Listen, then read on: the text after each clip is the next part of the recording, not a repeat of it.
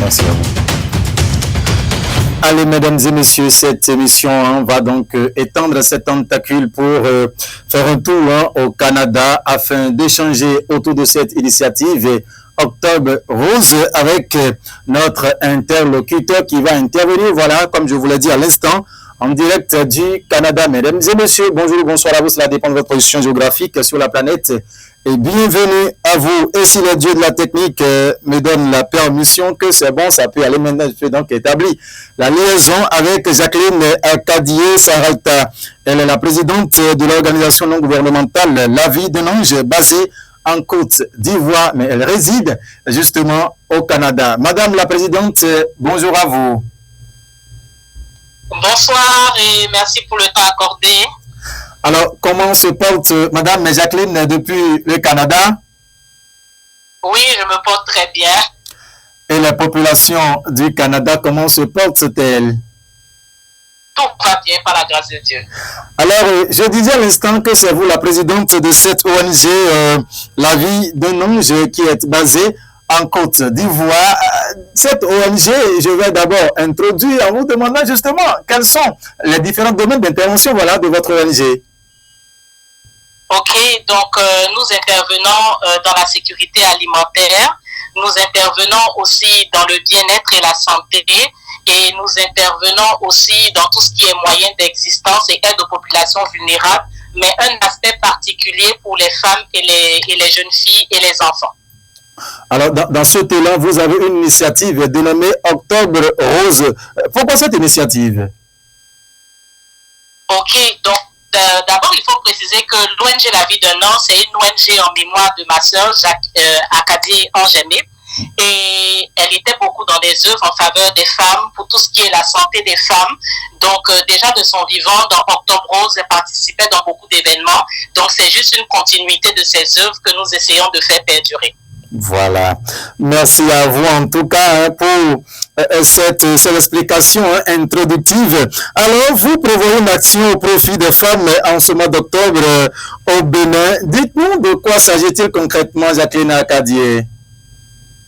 Ok, il s'agit d'une campagne de sensibilisation et de dépistage du cancer du sein et du col de l'utérus qui va se tenir dans la ville de Porto Novo à partir du jeudi 19 octobre et qui va s'étendre jusqu'au mardi 24 octobre.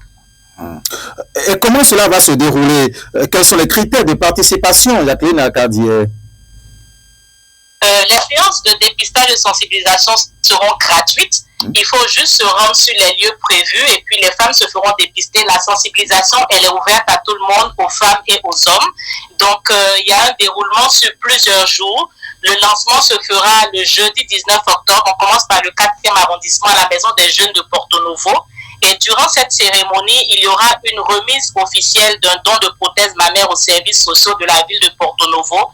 Et un peu plus tard, la première séance de sensibilisation et de dépistage. Toutes les séances se feront via une clinique mobile. Donc, il y aura un camion et c'est dans ce camion que le dépistage sera fait en toute intimité. Le vendredi 20 octobre, nous irons au siège du 5e arrondissement. Le samedi 21 octobre, au siège du 3e arrondissement. Le lundi 23 octobre sera une journée spéciale parce qu'on aura une équipe au siège du 2e arrondissement et une autre équipe sera au lycée Tofa, le lycée des jeunes filles, Tofa 1er. Et puis le mardi 24 octobre, ça sera une belle clôture avec le 1er arrondissement qui va nous recevoir en son siège. Super, là c'est Porto Novo. Alors nous sommes tentés de vous demander, Madame Jacqueline Akadié, que cette action, est-ce que c'est concentré uniquement sur la ville capitale Porto Novo ou bien vous avez pris d'autres attaches également pour parcourir d'autres villes du Bénin? Pour Octobre Rose 2023, ça sera essentiellement consacré à Porto Novo parce que puisque nous travaillons avec beaucoup de pays de l'Afrique, on avait aussi des activités au Burkina, donc il y aura aussi là-bas le 4 novembre la même activité. Et pendant que je vous parle, ils sont dans une activité libérer la parole pour un partage d'expérience avec des personnes qui ont vécu la maladie et des médecins qui vont donner des conseils sur les 7 habitudes de vie après le cancer. Donc, vu notre déroulement un peu chargé pour cette activité, on s'est limité à Porto Novo. Mais pourquoi pas, dans les années futures, on pourra les étendre à d'autres villes du Bénin. Voilà, Dieu vous donnera les moyens nécessaires d'y arriver. Hein? Oui, amen, amen. Alors, et quelles sont les dispositions pratiques que vous prenez déjà pour la bonne tenue de cette activité à Porto Novo? Pour la bonne tenue de cette activité, il y a plusieurs acteurs de Porto Novo qu'on a embarqués avec nous, qui sont chacun dans leur domaine à pied d'œuvre depuis plusieurs mois. Il y a l'ONG JSPD, la mairie de Porto Novo et tous les arrondissements qui sont en train de mettre tout en place. Le médecin coordonnateur de la zone sanitaire qui est avec l'équipe de l'APPF et les centres de promotion sociale pour tout ce qui est du côté pratique de la chose. On a le collectif des artisans de Porto Novo et des associations des femmes des marchés de Porto Novo qui sont déjà en train de parler de la campagne pour sensibiliser les femmes à venir se faire dépister massivement, à venir se faire sensibiliser et à en apprendre plus sur ce cancer qui est un fléau qui nous concerne tous. Et du côté de l'ONG La Vie d'un Ange, bien sûr, on est depuis plusieurs mois avec notre équipe de médecins bénévoles. Donc, il y a le docteur Aïdego Elodie qui fera le déplacement depuis la Côte d'Ivoire pour le Bénin. Et puis, notre cellule de communication dirigée par M. Yannick Nobé de la France va aussi se déplacer. Ils ont une équipe à Cotonou qui va se déplacer vers Porto Novo. Du côté du Canada, on a l'entreprise Prothèse Rimage qui est notre partenaire officiel pour tout ce qui est don de prothèses mammaires et ils font des émissions radio pour sensibiliser le monde à faire des dons pour cette activité. Et puis, depuis plusieurs mois, on a des ambassadrices pour la collecte de fonds, principalement Madame Laetitia Adou du Burkina Faso, Madame Patricia Bofanti de l'Italie. Donc, c'est elles qui ont collecté tous les fonds et aussi avec moi. Donc, on a amassé des sous auprès de ceux qu'on appelle les sympathisants de l'ONG La Vie d'un Ange pour faire toute cette campagne-là. Et puis, il y a la National TV qui nous permet aujourd'hui de diffuser notre message. Donc, tout ça, c'est dans la mise en œuvre de l'activité. Merci infiniment à vous. Alors, approximativement, combien de membres vous prévoyez, combien de femmes, voilà, prévoyez-vous recevoir? On prévoit recevoir 250 femmes et 50 jeunes filles, mais c'est sûr que avec tout la campagne médiatique qu'on est en train de faire, ça se peut qu'on dépasse ce nombre. Voilà.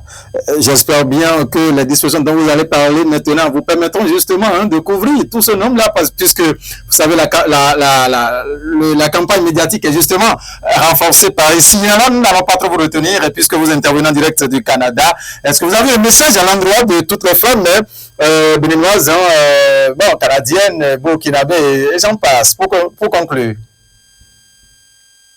Le message d'Octobre Rose, c'est un message qui reste universel. C'est toujours de demander à chaque personne de sensibiliser autour d'elle et d'inciter le monde au dépistage parce que c'est le dépistage qui sauve des vies. Et principalement la population béninoise et tous les Béninois de l'étranger qui m'écoutent en ce moment. Si vous avez des amis, des sœurs à Porto Novo, nous vous incitons à leur parler de cette action et à les inciter à venir de se faire sensibiliser et dépister à partir de la semaine prochaine, du jeudi jusqu'au mardi 24 octobre. Jacqueline Akadié, merci infiniment à vous. C'est moi qui vous remercie. Je rappelle que vous êtes la présidente de l'ONG La Vie d'un Ange basée en Côte d'Ivoire. Vous travaillez pour le bien-être des femmes, de la jeune féminine en général et des enfants également, puisque entre-temps vous étiez au Bénin où ensemble on était allé dans un orphelinat à Porto Novo, à Promisérité précisément.